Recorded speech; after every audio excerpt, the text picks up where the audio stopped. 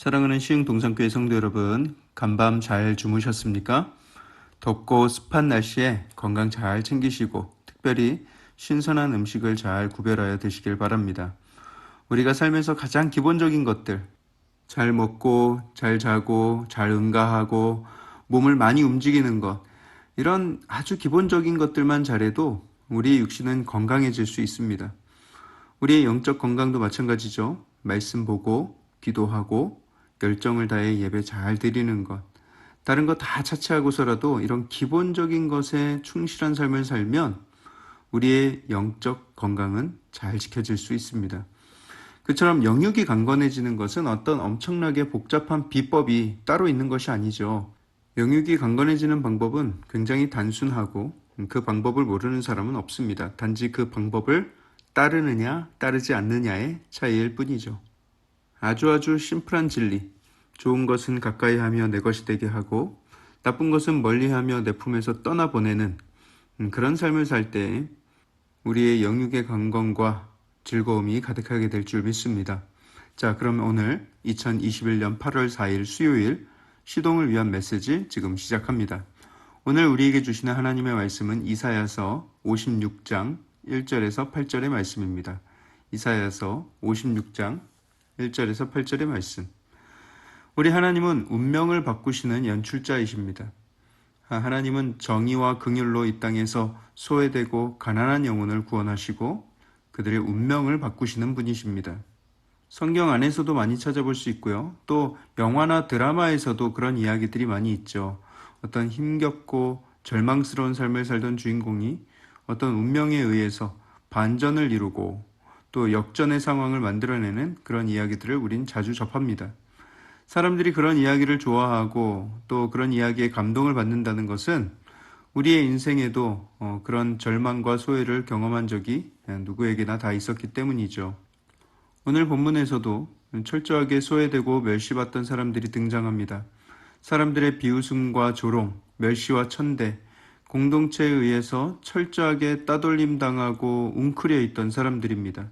이름하여 예배 공동체에 의해서 배척받았던 이방인과 고자들입니다.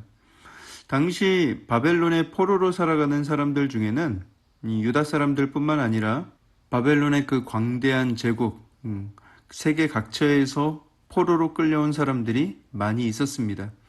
유다 사람들의 입장에서는 다 외국인들이고 이방인들이었죠. 물론 제국의 중심, 그 본토에 살던 사람들도 유다인들 입장에서 바라봤을 땐 이방인들이었습니다. 자, 그 이방인들 중에서도 유다 민족이 섬기던 여호와 하나님을 섬기고 또 믿고 했던 사람들이 있었습니다. 어쩌면 이들의 영적인 눈이 떠졌다고 볼 수 있는 것이죠.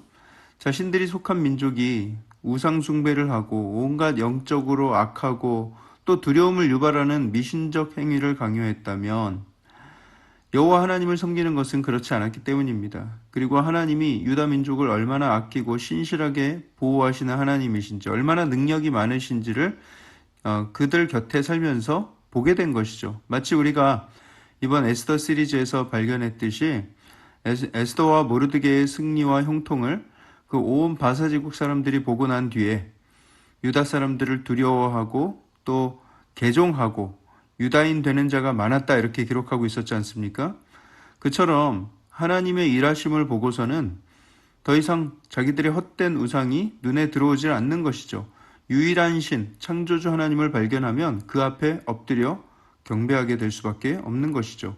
하지만 그렇게 개종을 하여서 유다 민족들처럼 하나님께 제사를 드리고 싶고 그 말씀을 함께 배우고 알고자 하지만 구약의 율법에는 종교적 제의적 제약이 너무나도 많고 그 예배 공동체 안에 쉽게 들어갈 수가 없었던 거예요.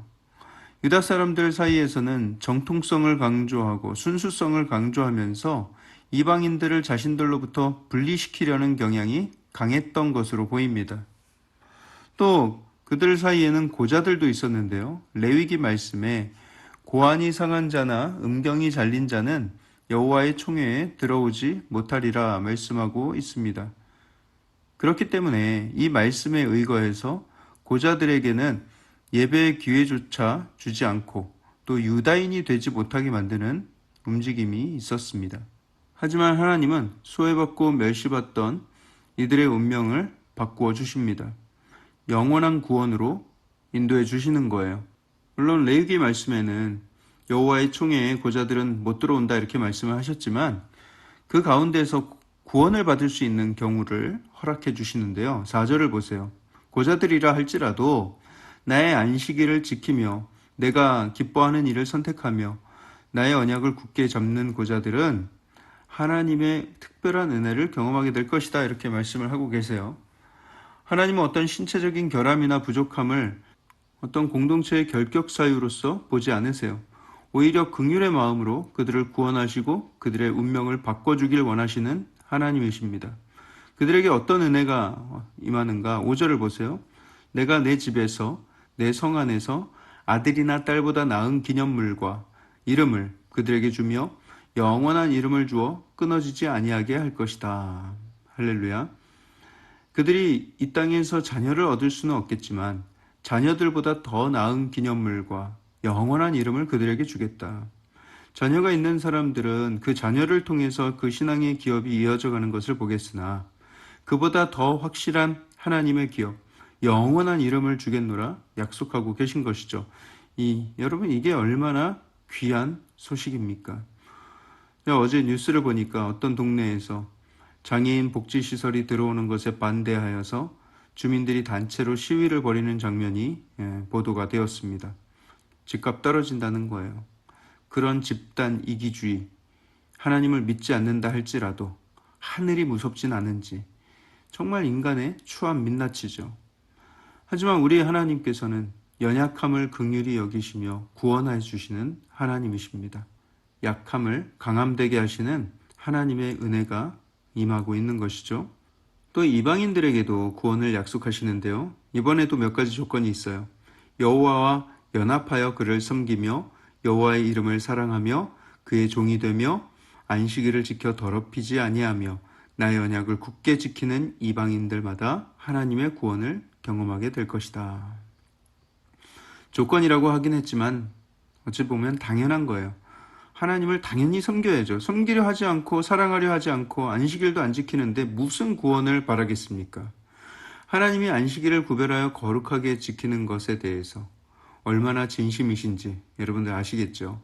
우리가 주일을 잘 준비하여서 정성껏 예배드리는 자세가 정말 중요하다는 사실을 또 한 번 상기하게 됩니다. 그런데 사실 이 조건들은 이방인들에게만 해당되는 조건도 아니죠. 날 때부터 유다인이라도 이거는 꼭 지켜야 되는 것들이에요. 하나님을 사랑하지도 않고 안식일도 안 지키는데 그냥 날 때부터 유다인이라고 해서 그 출신만 가지고 구원을 얻을 수 있겠습니까? 이제는 이방인과 유대인들의 경계가 없어진 거예요.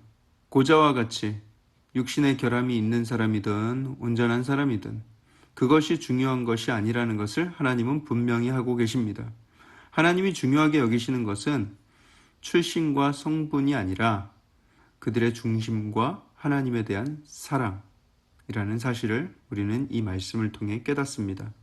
7절 마지막을 보세요. 내가 이방인들이 지내는 제사를 기꺼이 받겠다 말씀하시면서 이는 내 집은 만민이 기도하는 집이라 일컬음이 될 것임이라. 여기에서의 만민은 누구인가? 이방인, 바벨론 사람, 이탈리아 사람, 유다 사람, 한국 사람, 고자, 다리 저는 자, 문둥병자, 그 어떤 사람이라도 그 중심에 하나님을 찾는 자들이 모여 예배하며 기도하는 집이 될 것이다. 내 집은 어떤 출신이나 성분을 가리지 않고 나를 사랑하는 자, 나에게 예배하길 원하는 자는 내가 다 받아주겠다라고 말씀을 하고 계신 것이죠. 그것이 하나님의 비전입니다. 사랑하는 성도 여러분, 우리도 엄밀히 따지면 이방인이죠. 구약의 율법대로라면 우리도 당연히 차별을 당하고 성전 안으로 입장할 수 없는 그런 입장이었죠. 하지만 예수 그리스도께서 우리의 죄를 씻어주시고 성소의 휘장을 가르시고 하나님의 자녀가 되게 하셨으니 이제는 우리가 담대하게 주의 보좌로 나아갈 수가 있게 되었습니다. 그 역전의 은혜가 우리에게 너무나도 크게 임한 것이죠. 이제는 우리가 이방인의 멸시받는 입장이 아니라 당당한 자녀로서, 예배자로서 하나님 앞에 설 수 있게 되었습니다. 우리도 하나님의 은혜로 그런 자격을 얻었음을 기억하고 우리가 서로를 긍휼과 용납의 눈으로 바라보며 대할 수 있어야 하겠습니다. 이제 기존의 경계를 다 허무신 하나님이세요. 하나님이 생각하시는 공동체의 자격은 오직 하나님을 사랑하고 안식일을 거룩히 지키며 예배하는 자들, 주의 종임을 자처하는 자들입니다. 오늘 이 말씀을 기억하시면서 내 입술로 하나님의 자녀됨을 기뻐하며 순종하며 살겠노라, 예배자로서의 삶을 살아가겠노라 다시금 다짐하는 귀한 한 날 되시길 주님의 이름으로 축복합니다. 기도하겠습니다. 사랑의 하나님, 우리에게 이방인이라는 그런 차별과 멸시의 타이틀을 지워주시고 우리를 하나님의 자녀 삼아 주셔서 하나님의 성전으로 초대하여 주심에 감사를 드립니다. 이제는 그 만민이 기도하는 집에서 아버지 우리가 기도에 힘쓰며 또 하나님께 영광과 감사를 올려드리며 살아가는 삶이 되게 하여 주시옵소서. 서로를 사랑하고 긍휼히 여기며 멸시하지 아니하고 교만하지 아니하고 아버지 온전히 겸손한 마음으로 용납하고 용서하고 사랑하며 살아가는 우리의 삶이 되게 하여 주시옵소서. 이 모든 말씀을 살아계신 예수 그리스도 이름으로 감사하며 기도합니다. 아멘.